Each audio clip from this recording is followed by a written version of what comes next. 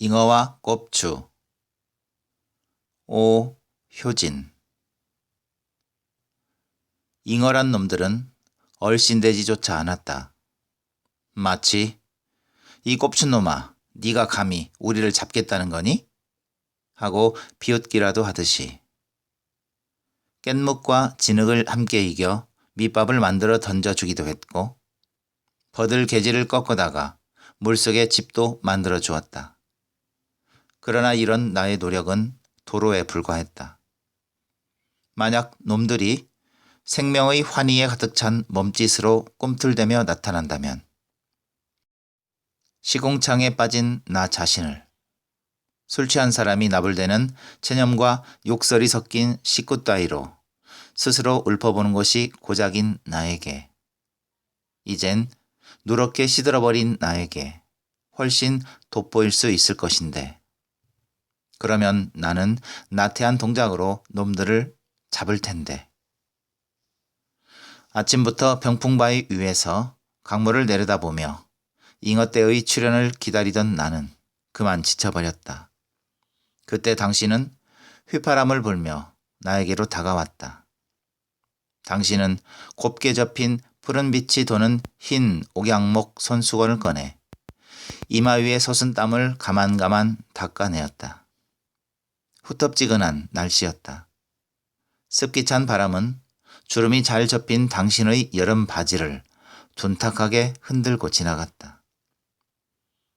당신 앞에 나는 굳었다. 미간을 약간 찌푸리고 퍼런 강물을 내려다보는 당신을 대하는 몸가짐이 어색한 것임을 느낀 나는 얼른 웃었다. 아무런 뜻도 배어있지 않고 밑이 빠진 듯한 눈앞에 닥친 곤란함을 면하려는 고식적이며 촉박한 나의 웃음을 맞이한 당신은 너그럽고 부드러운 표정으로 잉어잡이의 가장 나쁜 날씨, 곧 해를 가린 구름과 물속을 들여다볼 수 없도록 부는 바람을, 하늘과 물과 나를 번갈아 보며 걱정해 주었다. 잉어가 운이 좋구나. 내가 운이 나쁜 셈이죠. 나는 곧 내가 너무 드러났음을 부끄러워했다. 당신은 또 하늘을 올려보며 어때 포기하는 게? 나는 가로저으며 잉어는 죽음을 확신하기 전까지는 함부로 포기하지 않거든요. 하하, 너는 자신이 잉어랑 적수가 된다고 생각하니? 나는 한 번도 죽은 적이 없죠. 잉어만 13마리나 죽였죠. 당신은 먼지가 뽀얗게 내려앉은 바위를 두세 번 불고서 그 위에 앉았다. 선글라스의 유리에 입김을 쏘여 닦으면서 당신은 빙글빙글 웃고 있는 얼굴을 나에게로 돌렸다. 임마, 당신은 말했다. 그래봬도 잉어는 수중의 귀족이야. 근데 넌? 네, 내가 자르며 또박또박 말했다. 난 바로 구제받을 수 없는 지상의 천민이란 거죠. 이 말은 내가 전부터 곱씹어 생각해온 것이어서 차례를 기다릴 수도 없이 주르르 흘러나왔던 것이다. 아니 뭐 그럴 것까진. 당신은 난처해했다. 괜한 턱을 두세 번 쓸고 당신은 표정을 삼켜버린 짙은 색깔의 선글라스를 무슨 증언이나 싶게 나에게로 들이댔다.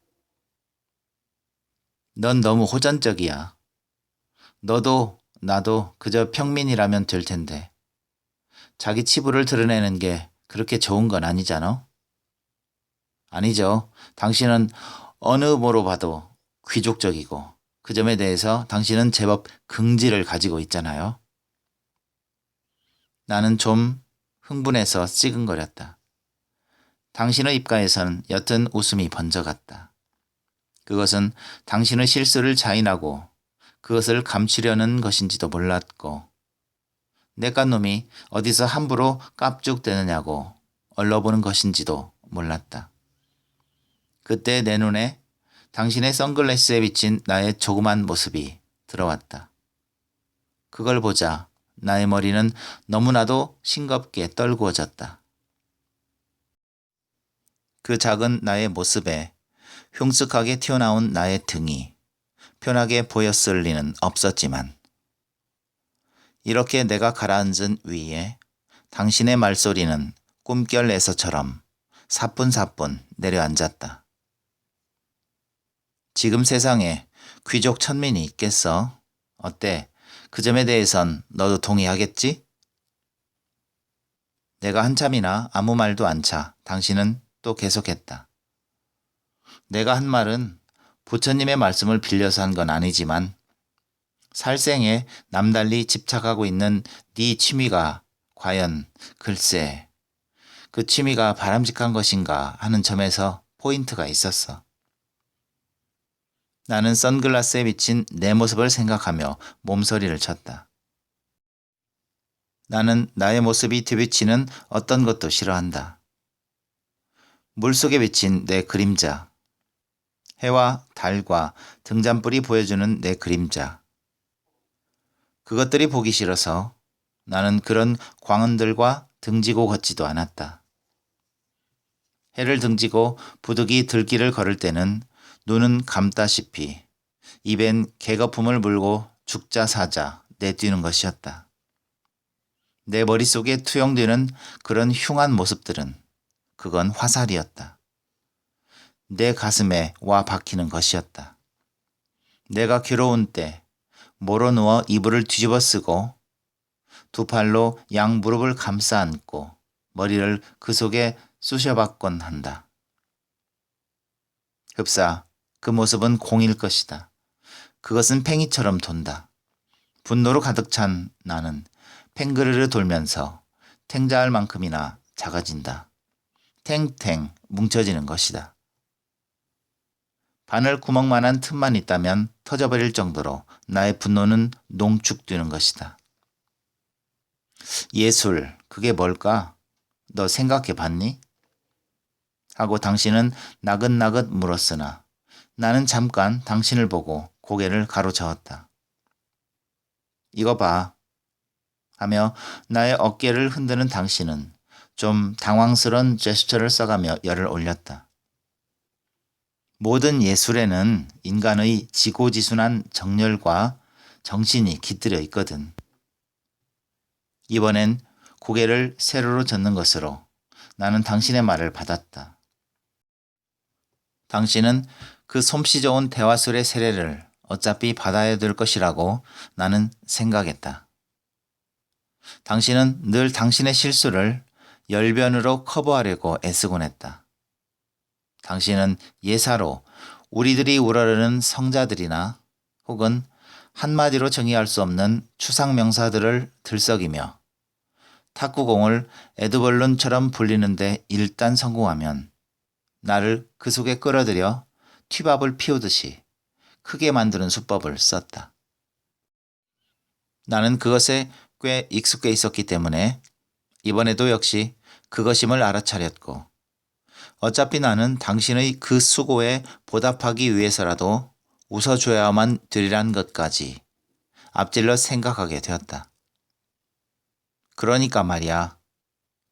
당신의 검은 두 개의 안경알은 조금도 움직이지 않고 나를 향해 멈춰 있었다. 바꿔 말하면 이렇게도 된다 이거야. 즉 인간이 어느 한 대상에 온갖 심혈을 쏟는다면 물론 거기에 불순한 저희가 있어서는 안 되지만 그 대상엔 인간의 높은 정신이 깃들게 되고 바로 그것이 예술이 된다 이거야. 당신은 말하고 나서 심호흡을 한 번 하고 검지 하나만을 곧게 편 주먹을 나에게 들이대며 어때? 하고 나의 의견을 물었다. 바로 그 당신의 설득, 그것이 예술일 수도 있다 이거죠. 나의 이 말이 채 끝나기도 전에 나는 산과 강이 덩달아 웃어버리는 호탕한 당신의 웃음소리를 들었다. 맞았어, 맞았어. 바로 그거야. 눈물을 닦아내면서 당신은 이었다. 너의 집요한 잉어잡이가 바로 예술이라는 점에서도 역시 넌 동의하겠지? 역시 그렇구나 싶었다. 당신의 결말은 언제나 나에게 영광을 안겨주는 것이었다. 그러나 나에게 있어서 그 영광은 서글픈 것이었다. 나의 등에 붙은 커다란 혹을 말할 때도 낙타의 혹은 유용한 것이지만 내 등의 혹은 오직 고뇌의 덩어리일 뿐이라는 나의 해석에 자식, 콤플렉스 중에 가장 바보 같은 건 육체적인 결함에서 나온 거야. 배짱을 좀 가져보라고. 알록산이는 제 똥배를 임금에 대한 충성으로 가득 차 있다고 했단 말이야. 또 베토벤 그 친구는 세상에서 보기 드문 추남에다 귀머거리였잖아. 하고 균 앞에 들어와선 결국엔 나를 좀 높여주려고 하는 것이었으나 당신이 그러면 그럴수록 나는 어쩐지 서글퍼지기만 하는 것이었다. 그것은 당신 때문일지도 모른다. 당신이 물을 주는 사람이라면 나는 목말라서 받아먹는 사람이며 당신이 해와 달같이 스스로 빛을 내는 발광체라면 나는 당신의 생색으로 빛을 내는 하찮은 야광에 불과하니까. 무당의 푸닥거리가 예술이라면 그렇겠죠. 나는 침착하게 대답했다. 그러나 그것은 한숨을 동반하는 것이었다. 무당들은 그게 호구지책이지. 돈을 후려내리는 저의. 그것 때문에 예술일 수가 없거든. 그렇다면 잉어잡이도 아니겠죠? 아니지. 넌 돈을 바라고 이 짓 하는 건 아니니까. 예술이지. 베토벤과 다름없는. 또 다른 저희가 있다면? 내가 시들어가는 소리로 말했다. 나는 처연해진 태도 때문에 왜냐고 묻지는 않았다. 전례에 따른다면 이맘때쯤 나는 빙글의 동이의 웃음을 웃어야 했다. 나는 세워진 무릎을 두 팔로 깍지껴 안고 머리를 묻었다. 내려다보는 땅이 어른거리더니 이어서 눈물방울이 떨어지기 시작했다. 나는 남의 일처럼 그것을 하나둘 세었다. 어디서 잉어가 몸에 좋다는 말이라도 들은 모양이지? 등이 펴질 게라는. 나의 비유를 거스릴까봐 당신은 조심스럽게 말했다. 당신은 갑작스런 나의 태도에 당황했음이 분명했다. 아니에요, 그게. 나의 눈물방울은 굵어져서 뚜벅뚜벅 떨어지고 있었다. 용기 때문이에요. 용기? 네, 용기 때문이에요. 나는 소리치며 고개를 들었다. 용기 때문이라니? 그래요. 용기 때문이란 말이에요.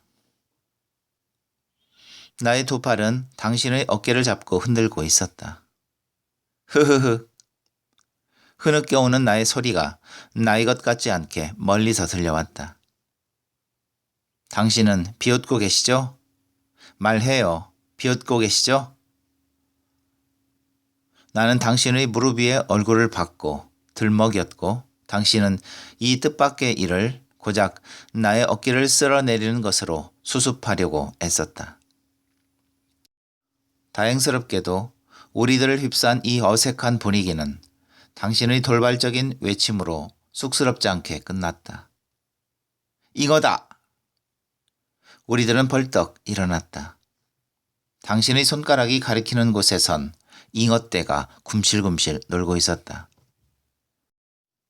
바람이 아까보다는 좀 낮아진 탓으로 고깃비늘 같은 강바닥 위에 가는 물결이 일 뿐이어서 그런대로 잉어의 마리수까지 헤아릴 수가 있었다. 30여 마리나 되었다.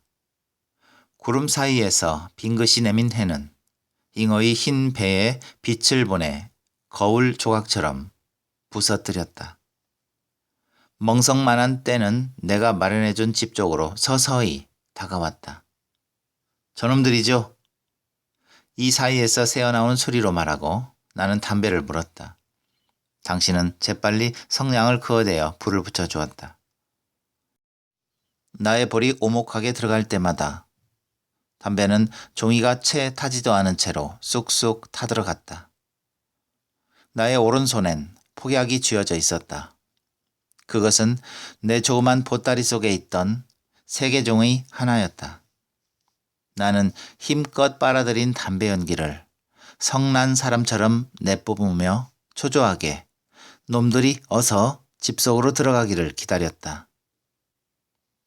저 앞에 선 놈 보이죠? 등이 다른 놈보다 좀 검고 늘씬하게 큰 놈. 내가 나직하게 말했다. 나의 손가락 끝을 따라가던 당신이 아는 체 했다. 지금 막 오른편으로 돈 놈. 아, 또 왼편으로 돌았다. 네, 그놈입니다. 그놈이라니? 그놈을 잡아야 합니다. 왜? 그놈이 죽느냐, 내가 죽느냐입니다. 잉어와 생명을 걸다니. 당신은 흥미를 표시하며 내게로 다가왔다. 나는 당신에게 움직이지 말라고 손짓했다. 저놈은 내 발자국 소리까지 압니다. 우리가 말하는 사이에 놈들은 내가 마련해준 고깃집 속으로 들어갔다. 놈들은 깻묵을 잘 먹을 것이었다. 주둥이로 흙을 파헤치며 먹느라고 놈들은 주위에 뽀얀 흙탕물을 일으켰다. 담배는 나의 입에서 왼손으로 옮겨졌다. 오른손에선 땀이 났다. 폭약이 들려 있었다. 그것을 가슴 앞으로 가져왔다. 폭약으로 옮겨지는 꽁초가 들린 나의 왼손은 간단없이 경련했다. 매번 그랬다. 이제는 둔화되어야 할 나의 남다른 육체에서 오는 열등감이 조그만 가시만 만나도 중풍 앓듯 두서를 못 차리는 아픔을 가져오는 것과도 같았다. 손을 떠니 담뱃불도 떨렸다. 그것을 가까스로 도화선에 가져가 대었다. 그리곤 훅 불었다. 담뱃불이 호박같이 빛났다. 찌지직 도화선이 타들어갔다. 나는 그것을 고깃대를 겨냥해 힘껏 던졌다.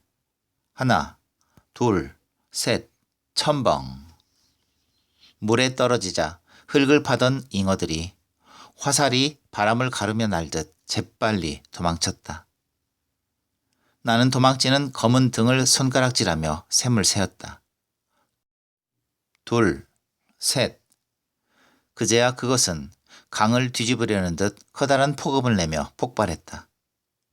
물줄기가 10여 미터나 분수와도 같이 치솟았다. 뒤이어 진한 흙탕물이 버섯처럼 피었다. 그것이 엷어지자 잔 고기들이 하얗게 뜬 게 보였다. 나는 손을 비볐다. 그까짓 것들은 마음에도 없었다. 약 바른데 그놈들? 당신이 감탄했다. 내가 생명을 연장한 셈이죠. 내가 맥 풀려 말했다. 짧게 해야 되는 건데 그게 안 되는군요. 당신은 모든 게 의문이라고 얼굴로 물었다. 우리는 다시 그 자리에 앉았다. 도화선 말이에요. 그게 짧아야 물에 떨어지자마자 터지죠. 하고 말하고 잠깐 당신을 돌아보았을 때 그 선글라스 속엔 또 나의 모습이 어른거렸다. 그것은 아까의 경우보다 조금 더 줄지 않은 심도로 철렁하고 나를 식혀 내려갔다. 나의 고개는 또 숙여져 무릎 속에 묻혀졌고 팔은 깍지 껴졌다. 그리곤 아무 일도 없었던 것 같았다. 그 산천을 진동시킨 굉음도 없었던 것 같았다. 서로 함구를 약속이라도 한 듯이 지켜졌다. 당신은 그 부자연스러운 침묵을 당신 자신의 책임으로 느꼈음이 분명했다. 그래서 당신은 입을 열었다. 그것으로 나는 당신의 우위성을 스스로 인정하고 있음을 감지할 수 있었다. 아까 용기라고 말했었는데 역시 당신다운 마무리의 시도였다. 당신은 언제 어디서나 만족스러운 완결을 좋아한다. 용기라, 그걸 좀 자세히 설명해 줄 순 없을까? 나는 가볍게 요동하면서 당신의 다음 말을 기다렸다. 그것은 예컨대로 시작될 것이 뻔했다. 예컨대,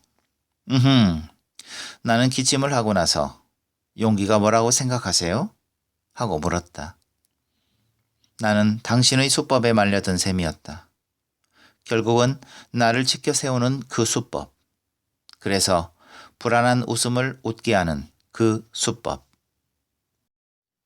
나는 왜 당신의 그런 호의가 은근히 기다려지는 한편 당신의 그 어버이 같은 태도에 슬그머니 거역하는 건지 몰랐다. 용기라면 앞뒤를 재보지 않는 거겠지. 이런 말도 있더군. 어느 사나이가 절벽에 풀뿌리 하나를 잡고 매달려 있는데 그 풀뿌리마저 놓아버리는 게 용기라고. 그러나 이것이 용기다 하고 속단할 수는 없지.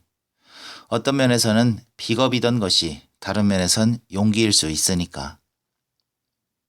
나는 당신이 나를 위해 내가 빠져나갈 수 있도록 친절히도 마지막 말을 해주었다는 것을 알았다. 싸움꾼이 용감하다곤 할 수 없지요. 그야 그렇지. 노름꾼이나 도둑놈은요? 그도 그렇지. 안중근 의사는? 그분이야말로 용기가 있었지. 죽을 때 용감했기 때문이죠? 그렇게 되겠군. 그러면 나는 용기가 없어요. 잉어만 못해요. 잉어는 단념한 이상 생명을 구걸하지 않거든요. 나의 낚시에 걸린 놈들 모두가 그랬죠. 눈만 멀뚱멀뚱하다가 죽는 거예요. 나는 생각했죠. 빌기만 하면 못해 잡혀 나와서도 펄펄 뛰며 생명을 구걸만 한다면 너그럽게 살려주리라고요. 잉어에게만은 나도 주는 측이 되고 싶었죠. 그러나 한 놈도 그렇게 하진 않더군요. 그래, 화가 난 나는 폭약으로 잡아 죽였죠. 조금의 여유도 주지 않고 주워 깬 나의 말에 당신은 놀라움을 금치 못했다. 나의 말이 당신의 의도와는 전혀 다른 방향으로 전개되었기 때문이었을 것이다. 잉어를 사람으로 보는 게 그게 옳을까? 내 생각으론 그런 따윈 한낱 잉어의 생태에 지나지 않을 것 같은데. 나는 당신의 말에 아무런 대꾸도 하지 않았다. 당신에게 일단 빨려들면 우리의 대화는 당신과 내가 익히 하는 목표를 향해 다름질 것이기 때문이었다. 나는 그런 싱거운 결말을 원치 않았다. 그 검은 등을 잡으려고 보름이나 허비했어요. 도화선이 짧아야만 잡을 수 있다는 걸 알았죠. 그러나 나는 더는 짧게 하지 못해요. 그것이 내 손에서 터질까 봐서예요. 나는 용기가 없어요. 잉어만큼도. 그런 바보 같은 생각이 어딨어. 당신은 소리쳤다. 그래, 사람이 도둑을 못 지키고 시간을 알지 못한다고 그래. 짐승만도 못하단 말이야? 나는 고개를 들었다. 당신은 단상의 연사처럼 두 손을 저으며 말하고 있었다. 흥분한 당신을 보자 나도 당신을 움직일 수 있을지도 모른다는 생각이 들었다. 그것은 나에게 있어선 참으로 즐겁고 대견한 일이었다. 지나칠 정도로 자학적인 잉어에 대한 나의 해석이 실로 오류임을 지적하기 위해 당신은 우물 파듯 이론을 전개시켰다. 그러나 나는 당신의 말에 귀를 기울이지 않았다. 단 한마디만 묻지요. 당신은 혹시 용기를 가지고 있나요? 나는 더듬거리며 혹시에다 힘주어 말했다. 글쎄, 예상대로 당신은 처음부터 내맡기지는 않았다. 나는 이 예상의 적중은 어떤 전조가 되진 않을까 하고 생각했다.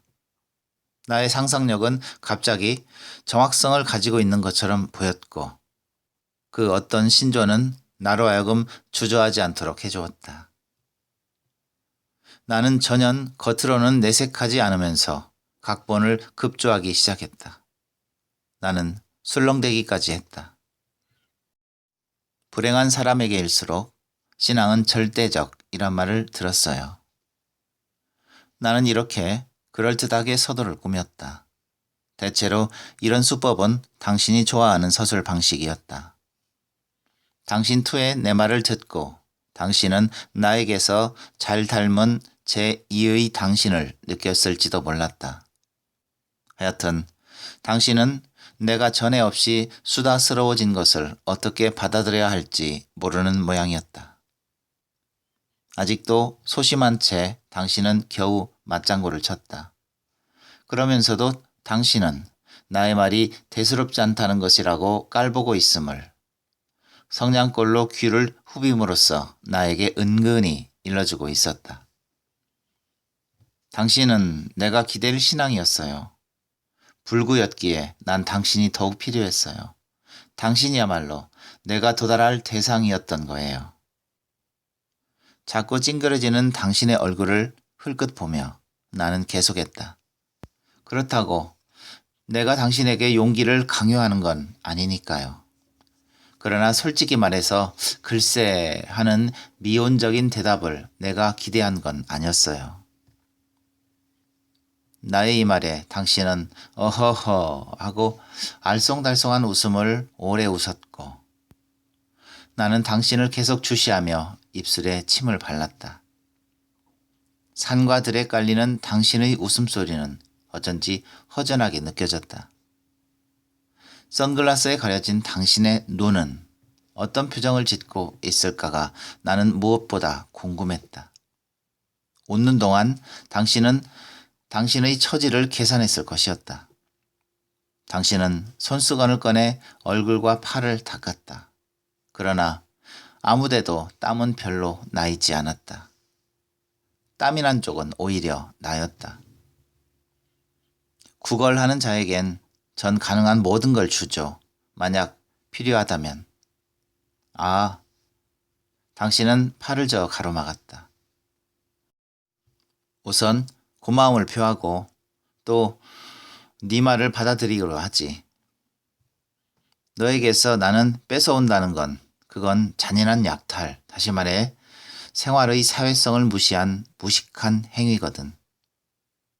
당신은 어떤 비약이나 무리를 말해도 이런 논법으로 듣는 이에게 당신의 옳음을 주지시킬 수 있었다. 아, 당신은 역시 내 눈이 옳았군요. 나는 실로 감탄했다. 그것은 두 가지 뜻에서였다. 하나는 연막을 치기 위해서였고 다른 하나는 내 계산의 적중 때문이었다. 당신은 용기가 있군요. 나는 당신의 희고 부드러운 손을 움켜잡고 나의 뺨을 비빔으로써 당신에 대한 나의 지극한 존경과 감사를 표했다. 당신은 당신의 의도하는 바가 여기서 성공적으로 끝났음을 만족해하는 것으로 보였다. 나는 모든 행동에서 의식적으로 용기를 제거시키지. 죽을 때 한꺼번에 몰았을 셈이거든. 당신이 자신만만하게 말했다. 나로선 상상도 못할 일이에요. 마음에 달려있지. 그러나 그게 어디 마음처럼 돼야죠. 그릇이 얼마나 크냐가 문제가 아닐까? 역시 난 작은 그릇, 당신은 큰 그릇인가 봐요. 저녁바람이 불었다. 당신은 떨어지는 해를 자꾸만 쳐다봤다. 나를 향한 당신의 얼굴은 이제 그만 가는 것이 어떻겠냐고 물었다. 나는 당신의 그런 의사에 별로 주의를 기울이지 않고 짓거렸다. 놈들은 한 번 당한 곳엔 대개는 다시 오지 않죠. 그러나 우리가 운이 좋다면 한 번쯤은 더 기회를 가질지도 몰라요. 근처를 맴돌 수도 있으니까요. 욕심이 아닐까? 날도 저물어 가는데. 나는 당신의 말에 개의치 않고 빨래 비누만한 크기의 폭약을 꺼내어 당신의 길쭉한 손에 쥐어주었다. 당신은 재빨리 나를 보았다. 아주 익숙한 교사가 하듯 나는 다른 일을 생각하면서도 미리 뜻한 대로 짓거렸다. 도화선이 짧아지는 수밖엔 없지요. 나는 주머니에서 도화선을 꺼내 4cm쯤 잘라서 알루미늄 뇌관에 꽂았다. 겨우 불을 붙일 만했다. 그것을 당신의 손에 든 폭약에 다시 꽂아주며 이번에야말로 그 야가 빠진 검은 등도 별 수 없겠군요. 이제야 임자를 만나는가 보죠. 하고 말하고 나서 또 담배를 피우시죠. 언제 놈들이 나타날지 모르니까요. 하고 대수롭지 않게 보탰다. 일의 추세를 전망했음인지 당신은 선글라스를 벗더니 얼굴을 가까이 들이댔다. 피하려는 나의 눈에 굳이 당신은 시선을 못 박으려 했다. 내 눈을 봐. 명령조로 당신이 말했다. 나는 물론 당신의 수작이 어떤 결정적인 전환을 시도하는 것임을 알았다. 내가 당신의 눈을 피하는 것이 나의 비열함을 단적으로 드러내는 것일지도 모른다는데 생각이 미치자 나는 얼굴을 돌려 당신과 이상스런 눈싸움을 했다. 당신의 까만 눈 속엔 얼굴의 중앙 부분이 지나치게 많은 면적을 차지한 나의 축소된 얼굴이 웃음을 씻고 있었다. 나를 무섭게 하지 마세요. 난 남의 눈을 가까이서 보는 게 정말 무서워요. 당신의 눈이 무섭다고 당신의 용기를 믿어버리진 않겠어요. 안경은 쓰시는 게 좋아요. 당신은 일어섰다. 그리고 강물을 내려다보며 대중가요를 가늘게 휘파람 불었다. 명랑한 곡조의 노래는 애조를 띄었다. 당신도 그것을 느꼈는지 휘파람을 그치고 오페라 가수를 흉내내어 굵고 우람차게 노래를 불렀다. 여자의 마음은 바람에 잘리는 새털과 같이 항상 변하는. 그러나 당신의 목소리는 떨렸다. 그것이 싱거워지자 당신은 나에게로 돌아와 앉았다. 우리가 흔히 접하게 되는 서로 극에 처해 있는 반대의 개념들, 사랑과 미움이라든지 기쁨과 슬픔 또는 존경과 멸시 같은 것들은 가끔 상호간에 교차되는 수가 있거든. 당신은 폭약을 만지작거리며 꽤 가라앉은 목소리로 비뚤어진 나를 교정하기 위해 커다란 가설을 내어 걸었다. 그것을 증명하기 위해 당신은 구체적인 예증을 들 것이었다. 당신은 어색한 동작으로 선글라스를 다시 썼다. 난 그것을 못 본 채 하려고 얼굴을 돌렸다. 국어를 하세요. 저는 인색하진 않아요. 용기가 어디 강요로 결정되나요? 장님 7명이 불귀산으로 단풍놀이를 갔다가 비바람을 만나 길을 잃었지. 당신은 체크무늬 남방의 호주머니에서 담배 한 개비를 꺼내 물었다. 나는 얼른 성냥을 그어댔다. 한 모금 길게 빨아서 당신은 연기가 말이거나 한 것처럼 나를 향해 후 내뿜었다. 도화선에 불을 붙일 땐 담뱃불을 대고 이보단 좀 세게 훅 불어야죠. 하루 종일 사람 살리라고 소리를 질러도 얼마나 깊이 들어왔는지 아무도 나타나질 않았지. 거참 큰일이었어. 야, 이건 용기와 용기의 대결이군요. 누군가가 말했지. 만약 누가 도와준다면 재산을 모두 주겠다고. 날이 어두워도 구원의 손이 나타나지 않으니까 이젠 모두들 생명을 바치겠다고 했지. 하룻밤을 비바람에 시달리곤 도와줄 사람에게 보답할 것이 세상엔 없는 것처럼 생각되더라 이거야. 그래서 그들은 죽여버리기로 했거든.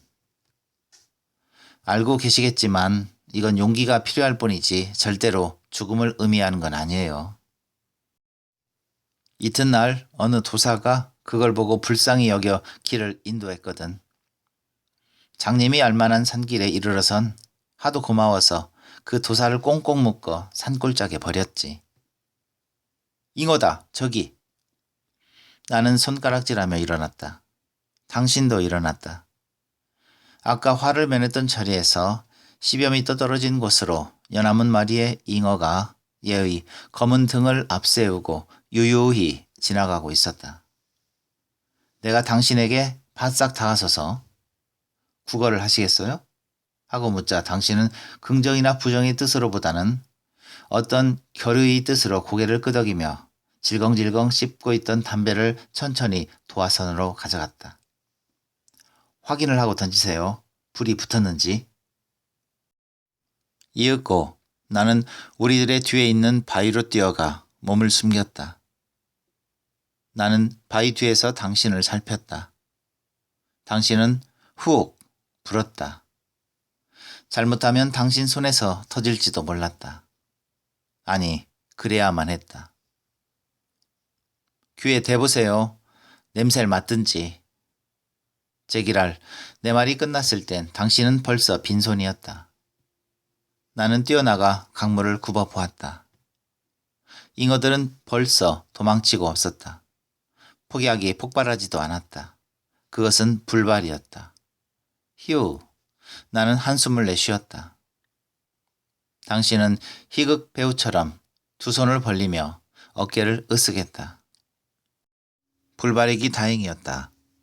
나는 단념하지 않고 다시 준비했다. 그따위 용기를 내가 바란 줄 알았어요? 당신도 결국은 용기가 없군요. 왜 불이 붙었는지를 확인하지 않았어요? 폭약이 떨어졌을 자리를 쳐다보며 내가 핀잔했다. 타들어가는 소리가 나는 것 같았는데? 같았는데가 뭐예요? 당신은 어떻게 보아도 씁쓸하다 할 수밖에 없는 웃음을 웃었다. 그 웃음소리는 제법 크기까지 하였으나 그것으로 당신의 실수를 메울 수는 없었다. 당신의 얼굴에서 웃음이 떠나자 거기엔 창백만이 남았다. 당신은 곧 쓰러질 것 같았다. 이젠 딱 한 번 기회가 남았을 뿐이에요. 당신이 들어서 써늘할 말을 나는 불만에 가득 차서 말했다. 산 그림자를 따라 놈들이 놀 거예요. 해가 건너 산에서 뉘엿뉘엿하고 있었다. 한낮과는 달리 물 위에 산 그림자가 덮였을 때 물속을 보기란 퍽 어려운 일이어서 당신이 고깃대를 알아볼 리는 없었다. 우리는 서서 놈들을 기다렸다. 사필 규정이지 그 도사 말이야. 끝난 것으로 알았던 아까의 그 얘기를 당신은 계속했다. 나는 마지막 폭약을 꺼내어 전처럼 짧은 도화선을 연결했다. 그것을 당신에게 건네었다. 난 낚시로 잉어를 잡았을 때마다 이렇게 말했죠. 구걸만 해라. 그럼 살려주마고. 당신은 알았다는 듯 무겁게 두어 번 고개를 끄덕였다. 당신의 모습은 다시 결의에 찬 것으로 보였다. 그 7 봉사들이 이제는 살았다고 다퉈 걷는데 느닷없이 절벽이 가로막는 게 아니겠어? 맹랑해진 그들에게 어디서 잘 익은 복숭아 냄새가 풍겨오는 거라. 그렇잖아도 하루를 꼬박 굶었는데 얼마나 환장했겠는가. 다시 또 확인도 않고 던질 셈인가요? 알고 보니 그 절벽 위에서 풍겨오는 거겠지. 그들은 깎아지른 절벽을 기어오르는 거야. 천신만고 끝에 올라가 보니 커다란 굴에서 나지 않겠어? 아하, 이건 옥황상제께서 감춰주신 게로구나 하고 그들은 복숭아를 널름널름 집어 먹었는데 아, 이런 편이 있나. 그게 아니었어. 그러나 여기선 냄새를 맡는 게 더 정확할 거려. 부엉이가 물어다 놓은 뱀을 먹고 있었다. 그거야. 아니나 다를까. 그 큰 부엉이가 날아와 화가 잔뜩 나서 깃으로 봉사들의 뺨을 후려치니 용맹 있나. 결국은 다 떨어져 죽었지. 그 아래 지금도 7개의 바위가 있는데 사람들은 칠맹암이라고 부른다지. 담배에 불을 붙이죠. 나는 성냥갑을 꺼내 들고 당신에게 말했다. 당신은 마지못해 담배를 꺼내 물었다. 성냥을 그어대면서 당신의 얼굴을 비추는 성냥 불빛에 당신의 볼이 짧게 경련하는 것을 나는 빠뜨리지 않고 보았다. 또 담배 연기를 후 하고 나의 얼굴에다 내뿜었다. 병신 자식이 지독하군 하는 듯했다. 이보단 좀 더 세게 불어야 도화선엔 불이 붙지요. 나는 말하고 절벽 언저리로 가서 강물을 내려다 봤다. 산 그늘이 물 위에 떠서 춤을 추었다. 아무도 그 속을 들여다볼 순 없었다. 저기, 이번엔 차분하게 내가 말했다. 저기 저 어른거리는 거 보이죠? 저 보세요. 역시 검은 등이 앞장섰네요. 아유, 저거 보세요. 저거 안 보여요? 그래, 아까 던진 바로 그 위에 말이에요. 30마리는 되겠는데? 당신은 안경을 벗어들고 내 손가락을 따라다녔다. 아, 저 말풀이 떠 있는데? 맞았어요. 바로 거기에요. 아직 서툴 텐데 금방 알아보는 걸 보니 역시 눈도 범인과는 다르군요. 거리가 좀 멀 텐데. 당신은 내가 거짓말을 한 줄 모르는 것 같았다. 10m 둘렌 죽으니까 염려 마세요. 당신은 안경을 난방 호주머니에 넣었다. 나는 바위 뒤에 숨어 건너 산마루 위에 빨갛게 물든 노를 배경으로 한결 더 아름다워 보이는 당신의 실루엣을 감상했다. 마지막이구나 하고 생각했다. 검은 당신의 모습은 도화선에 인화하려다 말고 나를 향해 돌아섰다. 어이, 당신이 소리쳤다. 그 도사 말이야. 어떻게 된지 아나? 나는 대답하지 않았다. 오직 가슴을 죄며 당신의 거동을 지켜볼 뿐이었다. 어이, 이 꼽주놈아. 좀 더 큰 소리로 당신이 또 소리쳤다. 나는 놀라지 않았다. 이 급변한 상황을 놀람으로 받아들이기엔 너무나 시간이 촉박했다. 나는 숨을 죽였다. 어떻게 이 난국에서 빠져나갈 것인가를 궁리했다. 손들고 나오자는 내 놈한테 던질 테다. 나는 바위 밑에 더욱 달라붙으며 당신에게 향했던 나의 망동을 후회했다. 그러나 그것은 허사였다. 던진다, 꼽주놈아. 나는 후들후들 떨리는 다리를 가누며 일어섰다. 당신의 입에선 담배가 빨갛게 분노처럼 타고 있었다. 올라가, 그 바위에. 나는 바위에 기어 올라갔다. 입술이 딸싹이었다. 앉아. 나는 앉았다. 그리고 당신을 향해 손을 모았다. 내 놈한테 그 도사가 어떻게 됐는지를 보여주마. 나는 더듬거렸다. 당신은 나의 말을 그래 하는 것으로 재촉했다. 난 믿겠어요. 당신의 용기를. 오냐, 내 보여주마. 그러더니 당신은 결정적인 동작으로 도화선에 담뱃불을 가져다 대었다. 훅 불자 치지직 소리가 들려왔다. 당신은 그것을 냄새 맡았다. 당신은 또 그것을 귀에 가져다 대었다. 던지세요. 나는 소리쳤다. 나는 바위 밑에 나동그라져 머리를 박고 엎드려 있었다. 우수수 돌 부스러기가 떨어졌다. 당신이 강을 등지고 서 있다가 돌아서며 던지려고 할 때 그 폭약은 폭발했다. 그 굉음이 얼마나 큰 것이었는지 나는 몰랐다. 실감이 나지 않았다. 나는 머리를 털고 일어나 절벽가로 갔다. 강 위에 뜬 당신의 파열된 조각을 보았다. 잉어로구나, 그 검은 등. 나는 쓸쓸하게 중얼거렸다. 한창 붉어진 노를 오래도록 바라보았다. 그제야 그 도사가 신선이 되었으리라는 것이 떠올랐다. 그리고 당신도.